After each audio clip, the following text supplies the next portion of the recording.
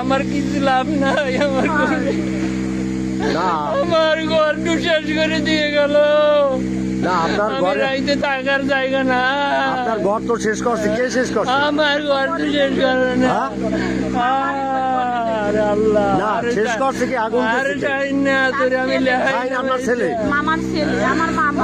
আর মাওলা, আমি আপনার সাথে বিরোধ কি নিয়ে? ছেলের সাথে কিছু নাই, ও আইসে লোন দেবো, আমি আবার লোন 50 লক্ষ টাকা উঠে।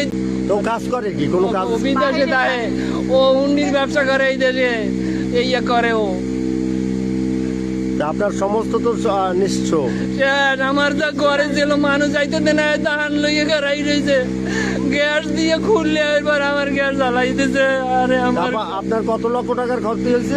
আমি জানি না, ও ঘর আমার বাবাই থাকতে উঠেই দিয়ে গেছে। আমার বাবাই থাকতে ওই ঘরের পুতায় মাটি দিয়ে।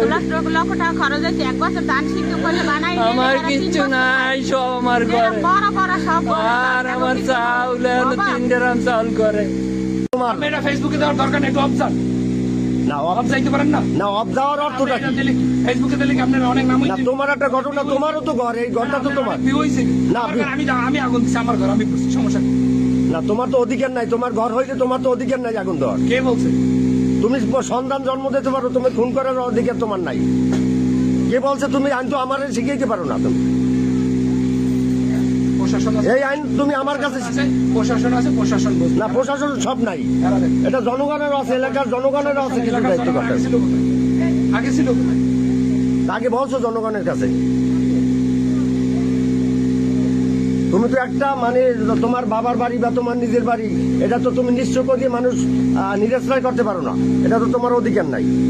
তুমি আইনের কাছে, আইনের হাতে তুলে দিতে পারো যে আমার এই করে না।